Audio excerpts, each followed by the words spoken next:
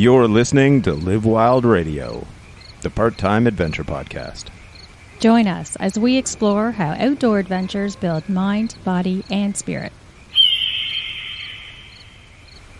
And we'd like to thank today's sponsor, Great Lakes Gear. It's where we've gotten all of our kettlebells. We got our pull-up bar, and you can get dumbbells and all that type of stuff. They're a Canadian company that does,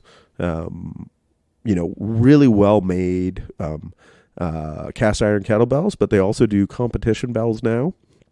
So great company, a lot of fun to work with.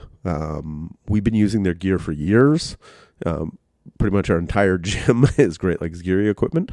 So very rugged, and stands up to me sweating all over it. Never rusted. So that powder coat finish is standing up quite well on all of our kettlebells. And the great thing is, as a listener of this podcast, if you go to greatlakesgear.com and use promo code LIVEWILD at checkout, you get 10% off. And that ain't nothing, because if you're buying a whole bunch of, gym equipment or squat rack or kettlebells, that can get to be a bit of money. A very wise investment. It's a great investment in yourself. That's sort of the way we look at it. But, we've got thousands of dollars of, weights in the basement. And being able to save on them, because we had to pay full retail, because we can't use our own promo code. Kind of a bummer, huh? But yes, if you use promo code LIVEWILD at checkout at greatlakesgear.com, save 10% and get some great exercise equipment and kettlebells to do the workouts you're going to hear about in the episodes. So, yeah. Thank you guys for both listening, and thanks Great Lakes Gear for sponsoring the show.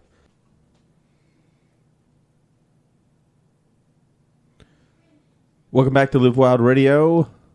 This is the third in our series on the bicycle.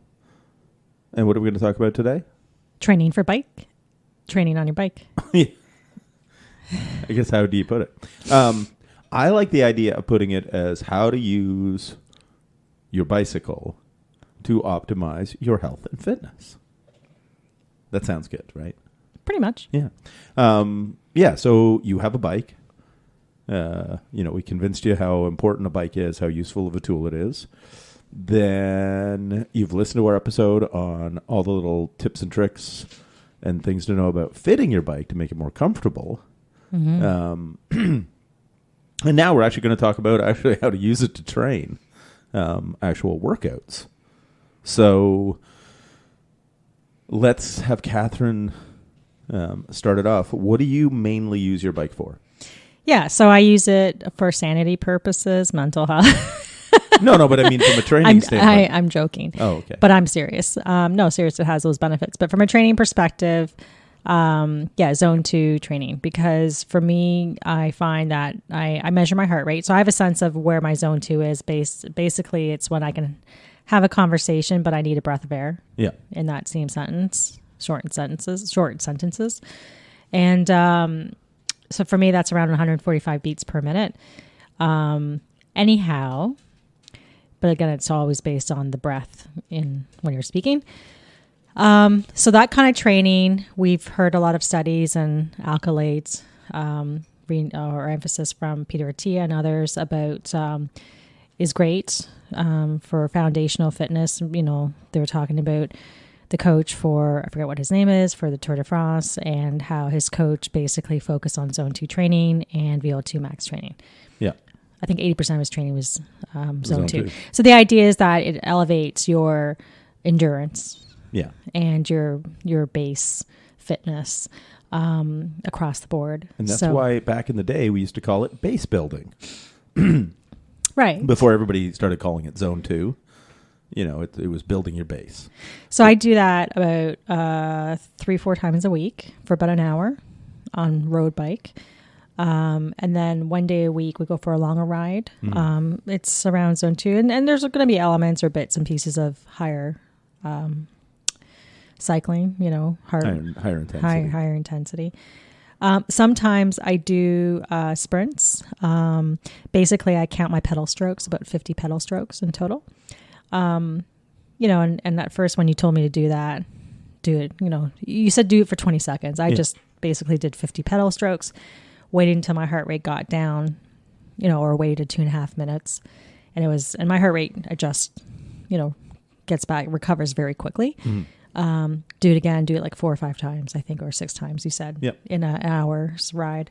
So, I quite like that. It's not hard. I think once you've been riding Zone 2 as much as I have since May, I did a little bit indoors, which seemed to actually do something. I didn't expect it to. I did it like a half-hour session, maybe 3 days a week, 4 days a week. It was more to help my knees, but it does help because when I went back out when I started riding on the road with my kids were winded. Yeah. And I was just looking at them like, what? It was kind of weird to see that, but it does help you. Yeah. Mm-hmm. Yeah. So from a technical standpoint, what's happening to your body? Like, it's basically going like long and slow to go fast. And it seems counterintuitive. Like, if you want to go faster, you got to go faster, right? Would be the logic. Yeah. But what we're looking at is physiological adaptations. And so the Zone 2 training, what it does, it increases the mitochondria. Mitochondria are the little power plants, if anybody remembers, high school biology, the power plants in the cell. So the more mitochondria you have, the more energy you can process aerobically. That means with oxygen, because obviously you can't go that long without oxygen. So you're basically increasing your engine. So what'll happen is over time, your heart rate doesn't change when you're doing Zone 2 training. It's still the same target, but you just go faster for the same effort. Mm-hmm. And so you increase the mitochondrial density. You'll get capillarization within the muscles. And those are the little blood vessels. So the more capillarization you have, the more oxygen supply can be carried to the muscles. So the more power and energy you can create aerobically with oxygen.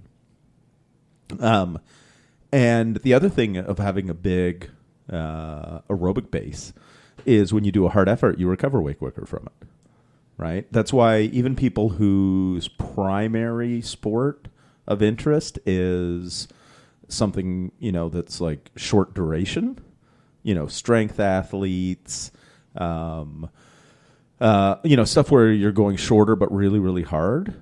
You actually benefit from, you don't have to have the aerobic capacity of a professional cyclist, or a marathon runner.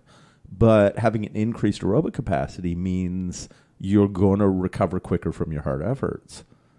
So you'll perform better later in the game. You'll be able to do more hard sets in a workout, like if you're lifting weights, because each set doesn't take as much out of you. You recover quicker, right? So there's a bunch of benefits other than pure endurance. And then, of course, having better blood flow throughout your body. This comes back to our recovery. Yeah. And, my post I did a few weeks ago about droopy banana syndrome. You run into the thing for sexual function. If you don't have good blood flow, you're going to have problems. And, the stats are pretty stark.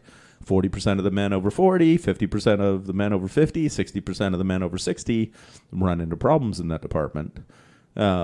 So if you can improve your cardiovascular fitness, and Catherine was right, about 80% of your time is going to be spent in Zone 2. And then, like a couple weeks ago, we were out on a ride with our buddy Ryan, and as we're riding, he's like, okay, well, what can I do to improve my riding? So it's like a really simple program I put together for him, is basically 2 to 3 45-minute to an hour and a half Zone 2 rides during the week, one longer one, where you're going, trying to cover a lot of distance. If you want to open up the jets and have some harder efforts, that's perfectly fine. And then once a week, doing interval training, high intensity intervals. So how long, rewind here. How long is the hard ride? Long ride? The long ride, a short long ride is going to be 2 hours. Okay. A long ride is anything over that, like 3, 4, 5, 6 hours, just you're going on an adventure, right? For anybody who isn't in zone 2. Yeah, but if whatever. Like, when you did the ride with us on the rail trail. Yeah. When we went the Guelph Goderich Trail, you had a bunch of time where you were way over. Yeah. Right. Now, the thing you run into is the more time you spend above zone 2, the longer it's going to take you to recover from. Right. Right. It's still good for you. It just takes longer to recover. Yeah. So you just might have to adjust your training in the ensuing days. Yeah. Right. Because, when you go long and you go hard, it's an added stress on the body. Right? Stress on the body is good if you recover from it, but, you might be tired the next day.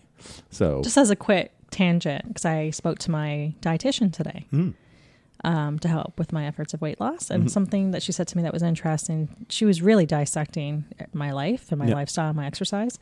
And we were talking about cycling and how sometimes, I'm a little tired. And she goes, well, if you're tired before you start, like if you have, because I wondered if having so much fatigue in your body, sorry, let me backtrack. She was talking about having a recovery meal. You want to have like 15 grams of protein, carbs, and some protein after, say, a zone 2 ride, 1 hour ride. Yeah. Just to recover a little bit of what you lost and refuel. And I asked the question if sometimes I feel quite a bit of fatigue in my legs, when I'm riding. And she said, well, when do you go? I said, well, first thing in the morning. She goes, how hydrated are you? I'm like, not very. She goes, try that. She goes, generally, hydration can really affect that. So just as a side note, if you go in the morning or before you go for a ride and you find you're tired, trying to up your water intake for performance and training. Yeah, like one of the things you'll often run into too, like most of our dinners aren't high in carbohydrates. So basically, like we just ate and we had salmon and salad. Now, we did have some garlic bread, so that is sort of different. More than enough, yeah. But a lot of our dinners are protein. Obviously, there'll be some fats in there, and then vegetables and salads. Right, so there isn't a lot of carbohydrate. And we're not really adjusting that much because the goal you're having is to be in a caloric deficit to lose weight. But if you've done, a moderate ride, you've used some muscle glycogen, right? Right. And then when you get up in the morning, your body's in fat burning mode, right? Because it's been deprived of food for 10 hours, which is fine. But we go without eating. Right. Right. So, part of the reason you may feel tired is just your blood sugar's low, right? But, and that's going to be fine. Even in your legs? Like I feel sometimes just muscularly tired, like my thighs. Yeah, there's a good chance that you potentially haven't replaced all the muscle glycogen from the last workout or ride. That's what I was wondering. Yeah. But the thing is, that sort of, because you're trying to lose weight. Yeah. Live with it. Okay. Right. Anyways, but the one thing that I haven't been doing is, she said you want to drink enough water that you have to go to the bathroom before you leave. I'm like, okay, that's something I don't do. And do it with some electrolytes so your body absorbs the water. Yeah. Like even just a dash of salt in the water. Like sure. Sodium helps your body retain water. Yeah. So just from a training perspective, if you want to just feel more energized and, functioning well, it's just some side tips when you're training. So we're looking 2 to 3, 45-minute to hour and a half zone 2 rides during the week. One long ride on the weekend, and then one session of intervals. And the way basically he's going to alternate, and this is actually what I do myself, so it works very well, is that 1 week call it like the the odd week. So week 1, week 3, week 5 will be 4x4 intervals. So you warm up, ride for, I do 16 minutes and you'll see why in a second. Because then at 16 minutes, I start my intervals and it's 4 minutes as hard as you can go, 4 minutes easy. You repeat it 4 times. And because I started at a multiple of 4, I start at 16, I'm done at 20. Then the next one goes at 24, it's done at 28. And then the next one goes at 32. So it makes it very easy to keep track of. Because you're, basically trying to breathe out your ears. You're so deprived of oxygen doing them. They're VO2 max intervals. So you literally are completely maxing out your oxygen intake. Right. And a couple of things they do. They teach your body how to dissipate, reprocess lactic acid, how to tolerate, hard efforts. They increase your power output. Think of it as like strength training on the bike. Right. You'll find your recovery improves between them over a period of weeks. Yeah. Right. And they will help when you hit a hill. You're able to go up the hill quicker. Right. You've got more oomph. You've got more power. Right. Think of it as your top end. Right. And this is where this type of training we're talking about is polarized training. You're either going pretty easy or really hard. You're not doing much in the middle. Right. Right. Because the middle, not that it doesn't give you exercise or training benefits, but it doesn't really improve the aerobic capacity as effectively as zone 2 training. But it has a way higher recovery demand. And this is a mistake most people make when they go for riding for fitness, is they try to ride for the duration they're going as hard as they can. Try to ride as fast as they can. So they end up in zone 3, zone 4. So you're not maximizing your aerobic adaptation, but you're not going hard enough to really, train the glycolytic pathways at the top end. So you run into this thing where you're kind of in this gray zone or no man's zone. But rides like that, while they can be fun, take a lot to recover from, right? So you're not getting as big a bang for your buck out of them, but they have a high recovery cost, right? Whereas, if once a week you're going out and doing 4x4 intervals, you'll feel it the next day. So if you are going to go for a ride, go for a real easy ride just to get some blood flow in your legs. Right. But you'll easily be able to do a zone 2 the day after that.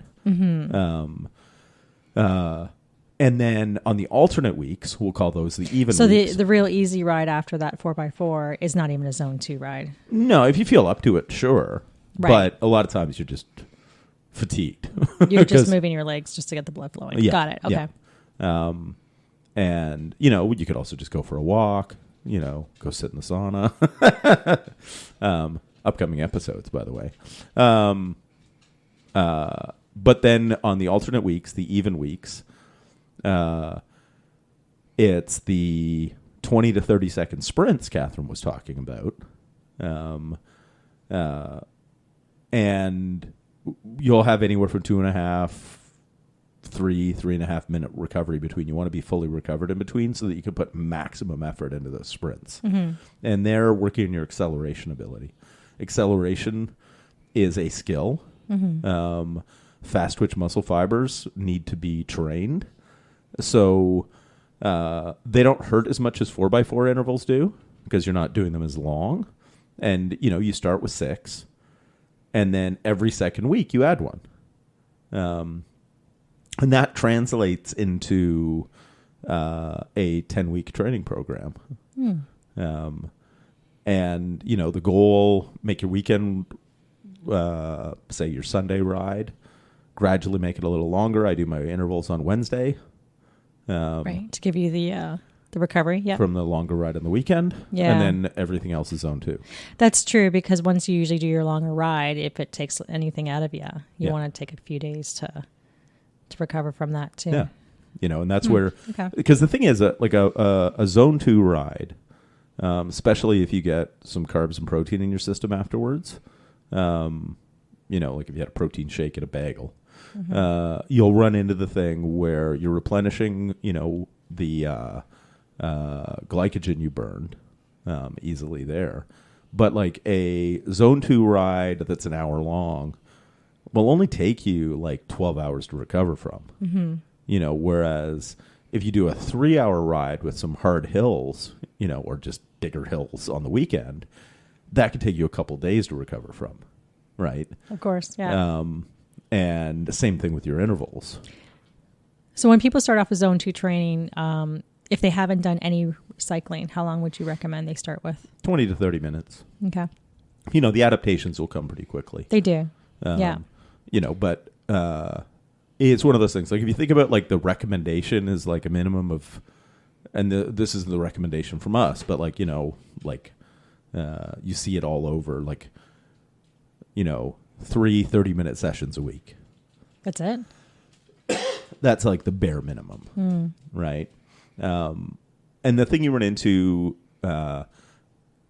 is gradually increasing your time under zone 2 will give you more benefits. It's just they're diminishing returns. Right. So you run into the thing where if you were to go super long and just gradually build like 10% per week, so you start an hour, then it's an hour 6, an hour 12, and this is per workout. For a lot of people, it can become, a time issue. Yeah, that's why I like doing it outdoors, because it No, but I mean a time issue from the lifestyle wise. Oh, I see what you're saying. Yeah. Yeah. Well, if you can sneak it in, that's why I find doing it in the morning is, so we get up at the early crack of dawn, usually not even before that. Yeah, it's dark out. I mean, in the summertime, I was getting about 5:15 to be out the door and on my bike at 6. Now that we're into almost September, we're riding at 6:30. So basically 45 minutes before that, we're up. Yeah. And that's a great way to start the day. Yeah. So, I mean, that's just the side benefits of how you feel. But a great way to fit it in. And I find so it's amazing how productive I am even after that. Yeah. Well, because you've got a ton of oxygen going throughout your body. Yeah.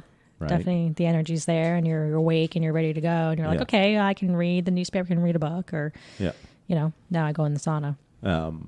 Yeah. And the thing you run into too, it's like, and it's not as effective, but if you are limited on time, you could do, like if you can only get out for a longer ride on the weekend, one of the things you could do is actually do intervals 3 days a week. Like if you were to do intervals Monday, Wednesday, Friday, right? Like warm up for 10, 15 minutes. I would do 1 4x4 session a week and then 2 sprint sessions a week. And then if you're able to get 3 of those in during the week and then do a longer ride on the weekend, that can, it's one of these things. Like if you don't have the time to go long, go hard. Even down to if you had to choose. Okay. Yeah. So it's better to do something than nothing. Right. Right. Rule number 1. Yeah. So one of the things you could always do, and this is bloody Tabata intervals. They're miserable if you do them properly. Yeah. But you warm up for 10 minutes, go all out for 20 seconds, 10 seconds easy. You repeat that 8 times. It's a 4-minute workout. Yeah.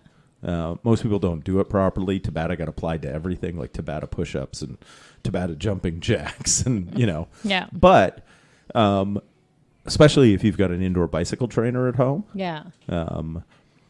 you warm up for 10 minutes, 4-minute workout, 5-minute cool down, 19 minutes long. Yeah. Right. And that was done. Like that study, Dr. Tabata, in Japan, was done with the Japanese national speed skating team.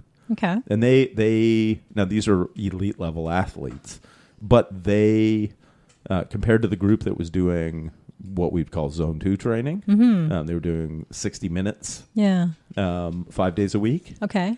Whereas that was the control group. The other group was doing 4 minutes, like 8 20-second intervals with 10 seconds recovery. Yeah. And they saw an improvement, about an equal improvement in aerobic capacity Okay. as the people who were riding for an hour. Yeah. But they saw a way bigger improvement in anaerobic capacity because obviously the aerobic group is not doing any anaerobic work. Right. So it's not a sustainable do it all the time type thing. Yeah. But they did a 6-week study with this. And now the thing is, if you're doing those intervals properly, it's all out for each 20 seconds. Okay. So each one, and it's only a 10-second recovery. Yeah. Right? So you really want to do this on an indoor bicycle trainer. Trying to do it outside is almost impossible, like the starts and stops. But, being that a lot of people do have indoor bike trainers, for people who are limited on time. Oh, that's a good one. That's like a total ass-kicking workout that will yield you big benefits. But if you are coming from the couch, do not do that because you will have a heart attack. Okay. Right? You could probably do it now because Yeah. you've got a good fitness base under you. Yeah.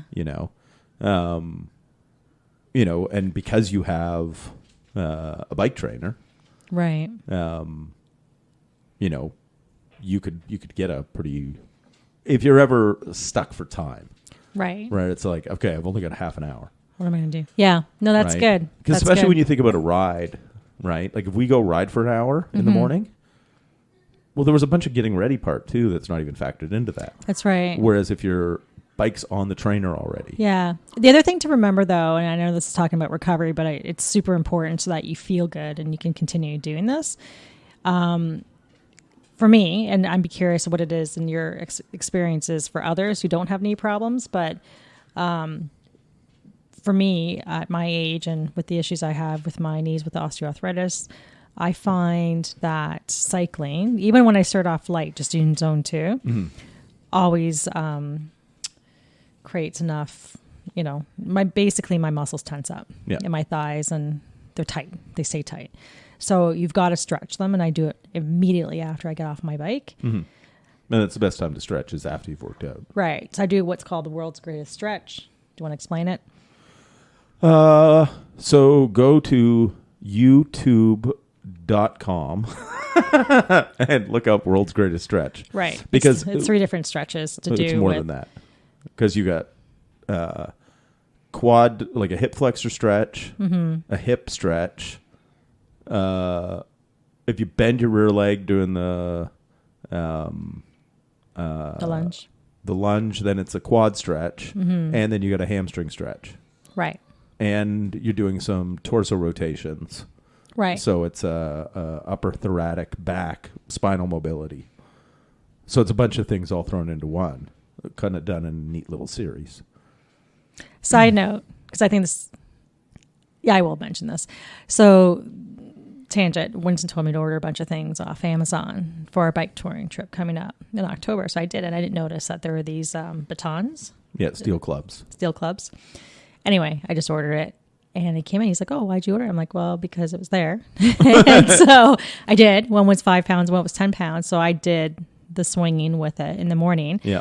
And part of it involved keeping your feet planted and just bending your knees, which I had trouble bending my one knee because of my knee. Yeah.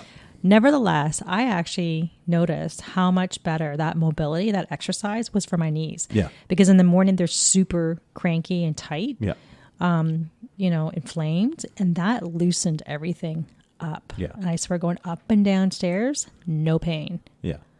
And it was just because we didn't go riding this morning. That's all I did. Yeah. And I did that for my my spine, right? Yeah. Just to help with my core and work those muscles. And it actually benefited my knees.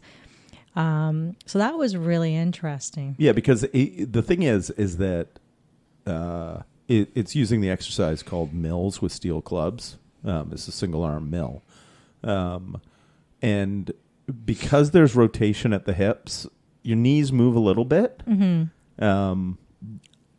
And you have to brace. And so It's sort of we need a video podcast.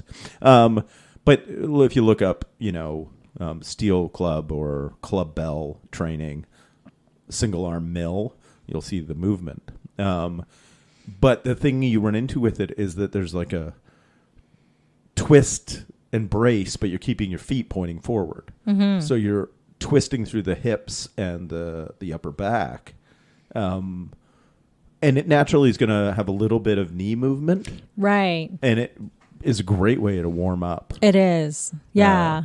But the cool thing is the clubs come in different weights. So as you get stronger and you're becoming more mobilized, then you gradually increase the load over time. And it doesn't have to be a rush. It's not like you got to pile it on like you're doing with a barbell or anything. Right. Maybe it's a couple months with each weight.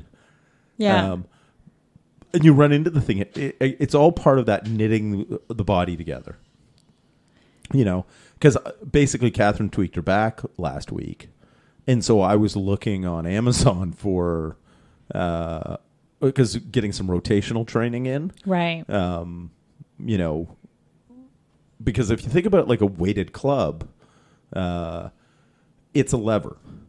And levers magnify the weight. Mm-hmm. So it allows you to sort of get this rotational training in a safe way that combines both rotation and bracing, which will help your back. Right. And then the cool side effect is it seems to help your knees. Yeah. I only mention this because I have found that after doing a lot of riding consistently, your quads get tight. Quads get tight, things creep up, and you just want to make sure that you're doing everything that you can to take care of mobility and recovery so that you can keep doing what you're doing and feeling good. Yeah, so because stretching's important, mobility's important. Yeah, because these episodes we're talking about, obviously, endurance cardiovascular training, but you still got to be getting in 3 to 5 strength training sessions a week. Like if we're going for the optimum, right? Like if anybody downloaded my Turning Back the Clock ebook on exercise for longevity and health, you need to be, in a perfect world, you get in the top 5% of cardiovascular fitness and you're in the top 20% of strength for your age group. Those two combined give you kind of superpowers. But it's one of these things where, you want to gradually, slowly build. Because what happens is that you're not going to be doing very many heavy squats if your legs are so tired from riding the day before, Right. And that's the other great thing about Zone 2. I could do a Zone 2 ride in the morning and I could lift weights after work. Yeah, and that's what we've been doing. Yeah. So it is really great. What other kind of training can you do with your bike? I think we've covered up quite a bit. Yeah. So basically Zone 2 easy. Yeah. Zone 2, if you're already working out, go for an hour, 5 days a week. Yeah. Was it 5? No, sorry. 3 during the week and then longer one on the weekend. Right. And then you talked about the sprints. Yeah. To that or what to do if you're pinched for time. Yeah. Yeah, and because if all you can get in, like maybe you can get out for a ride on the weekend, some type of intervals, like, and this is where a bike trainer, like whether you're doing it on a Peloton or you're doing it, on your bike mounted on an indoor bicycle trainer, a shorter interval workout, you're not going to get all the adaptations you would get from aerobic training, but you still get a sizable fitness bump out of it. Mm-hmm. But it's very, very short, right? And that's where having a nice mix, like my ideal program, you're getting Zone 2 and you're getting intervals in. You kind of get the best of both worlds. And, even if you're just able to get on and spin for 15 minutes, right? Everything like that is going to be additive. Like every workout you get in, even if it's not perfect, builds on what you've done before and lays the groundwork for the future. I know what I wanted to talk about was, and this is getting into gear, but it's still very supportive of training. So I got Clifton pedals. Mm-hmm. So that in itself now takes what was just like Pushing a piston, down. pushing up and down, down. Now you got the full cycle of up and down, And around. basically around. So now you're working more of your hamstrings and your glutes, Yep. right? Because you're pulling up. Hip flexors are in there. Yeah. So that, and you'll go faster. So that is another source of a training additive or bonus by doing that. And I did find that the cadence monitor. Yeah, because most people don't think about how quickly their feet are moving per minute. Yeah. But it makes a big difference. Right. So that too is another training perspective. Yeah. That Like was interesting. getting It added to it. Getting your cadence up initially, you will ride slower because most people are stronger, especially in the legs, than they are aerobically fit. Right. So pushing a harder gear slower, for most people, will be the fastest for them. So it's almost like you got to take a step back speed wise. Right. If you're going to go from, like, say, 75 RPMs to 90 RPMs. But in the long term, once you adapt to it, you'll actually be faster because the higher cadence uses less muscle glycogen and more body fat as a fuel source, right? And because muscle glycogen is limited, most of us body fat is effectively unlimited as far as calories on a ride. You're never going to run out of fat. Right. Nobody ever had a fat bonk. Plenty of people have bonked in events because they ran out of muscle glycogen and glycogen in their liver. Yeah. But nobody ever had a fat bonk in the middle of a ride where it was like, man, I was burning fat so well, but I've completely run out. Yeah. Wouldn't that be a wonderful thing? That it's like, I just went on a ride. It was a little too hard, and now I'm ripped. So basically a little higher RPM, pedaling, aiming for 90 and 90 to 100 is sort of the target I kind of strive for. Right. And one of the things you run into on a long ride is spin out, right? So high RPM. And then as you become fatigued, you can pedal home a little bit lower RPMs because you Right. haven't fatigued those fast twitch muscle fibers, those strength It's like fibers. two sources of fuel. Yeah. Right. I guess that's like your hybrid, Yeah. electric and gas. Yep. Yeah. So that's another little trick I've used on long rides. I spin in the beginning. Right. And then when I'm getting fatigued from that a number of hours in, I finish the ride pushing a harder gear a little bit slower. And you come home still pretty strong. So. And so one of the things too is like, don't rely. So many people have fitness trackers nowadays, whether it's the Garmin watches, Apple watches with a wrist-based heart rate monitor. Yeah. Get a chest strap, like a wireless chest strap. Most of these watches will work with them. Like we use Garmin products ourselves. So Catherine and I both have Garmin watches. And so either a Garmin or Polar chest strap, they work with Bluetooth, so they'll work with the Garmin watches. And because when you're exercising and you're trying to be more targeted, the wrist base just isn't accurate enough. Especially, you're grabbing the handlebars, that kind of thing. When there's tension through the forearms, you just run into the thing where the numbers basically aren't accurate. Let's talk about that for a second, because when I first met you and I was training the back of your bike shop, you had me focused on heart rate, beats per minute, as a target, like chase this number, because you'll get better. It's the progression, right? Yep. You don't want to stay stagnant at a certain speed or gear. So, we talked about zone 2. Yeah. And we didn't even talk about heart rate, and we're not going to. I just happen to know what my heart rate is around that level. Zone 2, again, is just when you're able to have a conversation or say a sentence, but you need a breath of air in between that. Yeah, it's not easy, but you can talk. Yeah. That's zone 2. Like I like how Peter Attia describes it. If somebody if he was in the middle of a training session, if somebody called, he can have a conversation, but they can tell he's exercising. Right. Yeah, because he's breathing hard. Not hard. Hard, but he's breathing heavier. Yeah. He's not. Yeah. But it's not sitting in your office. Right. So, talk about heart rate, using heart rate for training. Is that something that you still recommend? Yeah, that's what we use. Yeah. So, yeah. Well, we haven't talked about that on the podcast today. Yeah. So the big thing comes in is that For most people when they start out, I would recommend using the math tone method until you get to know yourself. So the math tone method is take 180 minus your age. That's the upper end of your training zone. Take 10 beats off of it. That's the bottom end. So I'm 52. Call me 50 just because the math will be easy. That would be like 120 to 130 would be my zone 2 kind of training. Now, I run a little higher. I've bumped mine, so it's like 120 to 135. Catherine is a hummingbird. And it's one of these things where once you ride for a while, because I also use the talk test as well. So 120 to 135 is where I get into that zone. Right. Catherine, you run into the thing where when we use the math tone method on you, it's easy. Right. Right. So we've bumped yours up a little bit. Yeah. You know, because when we did the 120 to 135, you can just natter on. So I basically, we discussed it, and now we sort of go 145 is the top end of hers. Right. So it's like 130 to 145. Yeah. And that just gets her to shut up because,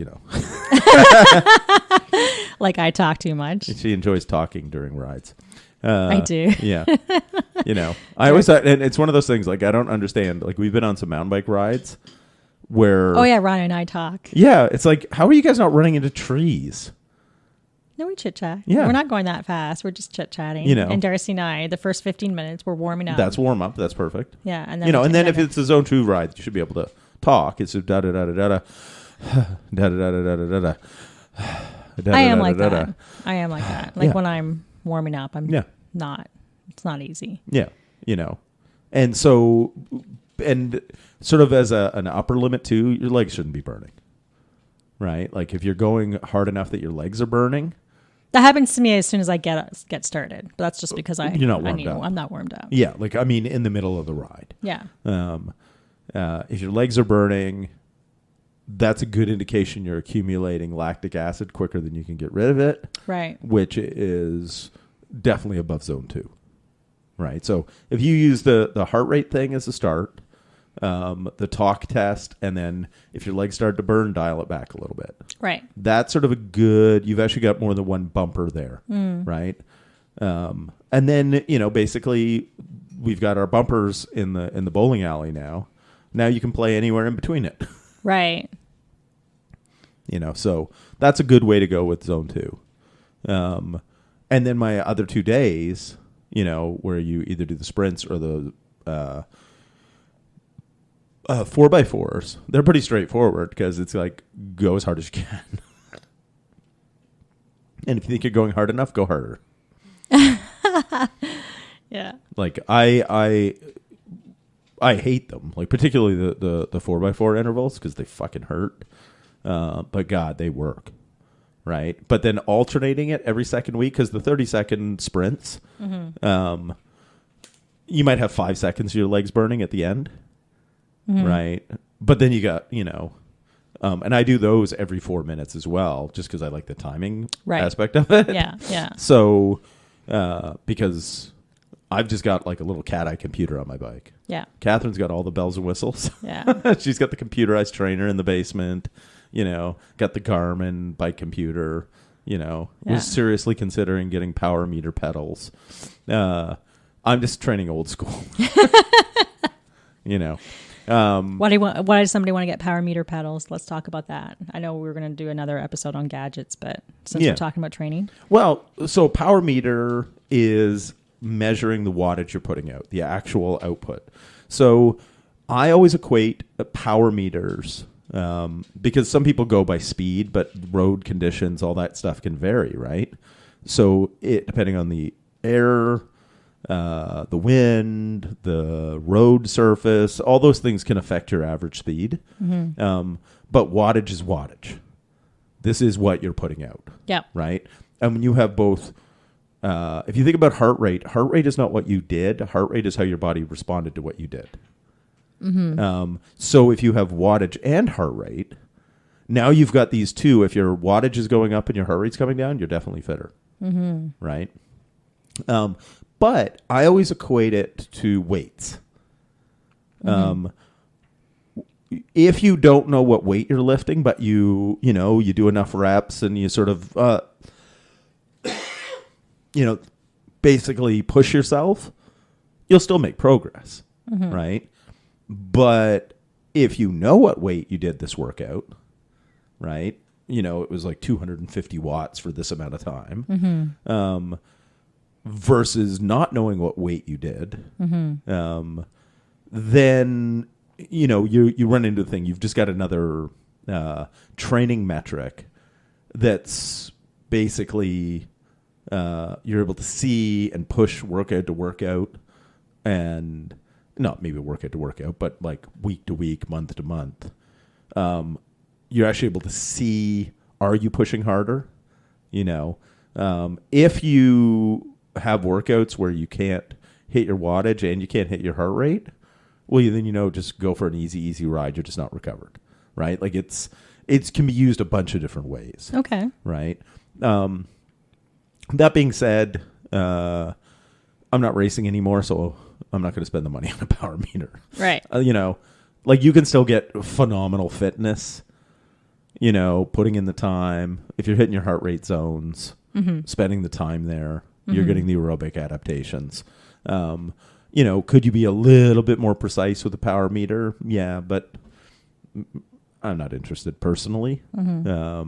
Any of my clients, anybody I've coached in the past, if they're really trying to optimize, get every little bit of speed, they're signed up for events or races, all that kind of thing, then I see it from a training standpoint as indispensable to become the best cyclist you can be.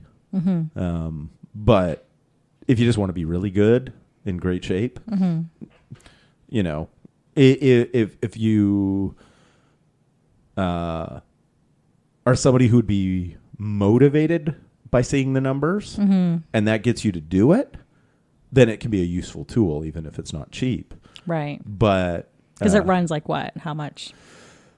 Cheap power meters, like $500-$600, And decent ones? over 12. Holy shit. And you can get into the 3,000-4,000. Wow. You can get crank based, you can get pedal based, Or you can get the what did I get? the Trainer? Tax Neo 2T. Which comes with a power meter. It's built-in power meter, yeah. Yeah. So Catherine will have advanced power meter training when she trains indoors. Yeah. And to me, that actually, because if it can make indoor training in the winter or rainy days more fun, more engaging, that gets you to actually do it, Yeah. then you're golden. Yeah. Yeah, That's my winter plan. Mm-hmm. Cool. 'Cause I've got your cassette on it now. Yeah. Yeah, I put that on the other day. So now her trainer. We should do it tomorrow morning since we're not riding tomorrow. It's going to rain. Yeah, and we can. Let's do that. Spend the time figuring out how to hook it up to the computers. Sure. Because,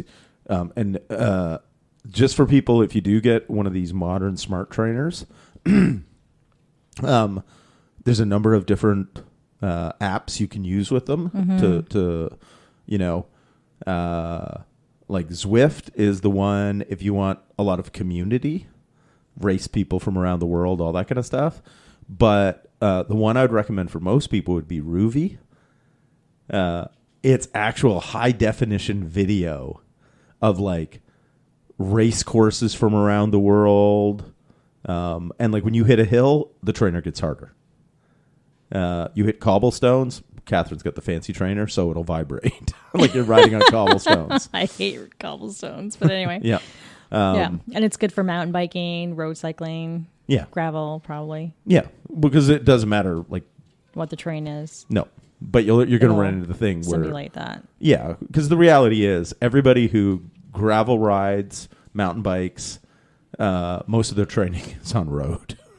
Right. Because it's a manageable environment. And then a lot of people train, like who race, a big chunk of their training's done on the trainer, even in the summertime. I don't know how the fuck they do that, but.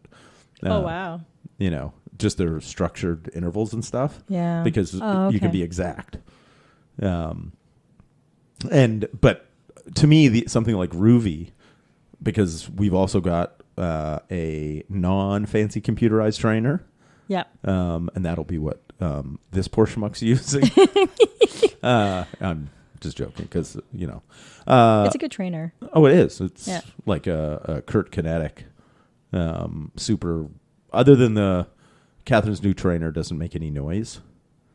There's no tire running on it. Like you take your rear wheel off and mount your bike right on the trainer, so it's super quiet. All you hear is the chain. Whereas, when I'm on the trainer, you'll hear those, the tire. But whenever Catherine rides it, I'll ride beside her and just pretend I'm on those roads on the TV. And then she can just tell me when it got harder, and I'll just switch the gears up. And then, we're hill climbing. Yeah. So that'll be pretty cool.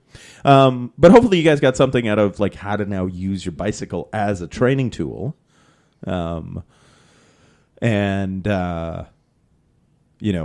As we say, it's like particularly the gravel bike, just because you can ride it road, you can ride trails, you can ride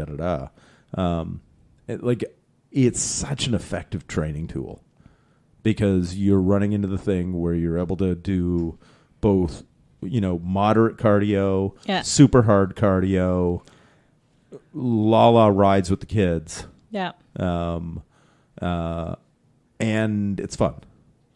We really should have mentioned your background in all of this because you coached triathletes and cyclists and you coached me. Mm-hmm. So speaking from my own experience, if anybody wants to be coached for training, you will put specific programs together for them beyond what you just talked about. Oh, sweet. He's plugging me. I am. Yeah. No, but it's true. I mean, for me, I was amazed when we did the benchmark test at the beginning, and I was coming really from nothing. But of course, there's newbie gains. But nevertheless, at the end of the month, I did the same circuit, and I halved the same workout that I had to do. And it wasn't just on the bike. Like we did different, like it was an actual circuit, but it was showing what kind of performance improvement, the cardio training I got from the bike. Yeah. I noticed it. So you know your shit. Yeah. Well, that's very nice of you to say. So yes, if anybody does want coaching, whether it's our Gen X transformation program, getting from couch to sexy beast again, or if you're a cyclist, you're not starting from nothing, contact us at livewildradio.com. And when you go there, click on fitness coaching and you can fill out the contact form. And I can create, whether you're a cyclist, you want to build some muscles, you want to lose some weight, we cover all of the things. We talk or sport specific training, whether it be rock climbing, running, whatever, you know. My recommendation if you're a runner is stop. And I only say that because coaching both like cyclists and triathletes, cyclists only got injured in two ways. One was too much hill climbing at the beginning of the season, like going from the trainer to outdoors. They could sometimes get a bit of knee tendonitis. Okay. Right? Too much hard pushing before they'd acclimatized. Yeah. Or crashing. Yeah. Triathletes were getting hurt all the time, and it was always from running. Right? So I'm not saying don't run, but trail run, get on rail trails, work on your technique, get your butt stronger. There's a whole bunch of things so you can avoid getting injured as a runner. Right. Which we can help you with. So, livewildradio.com and click the on the banner fitness coaching. We're always happy to help. So until next time, work hard, play dirty.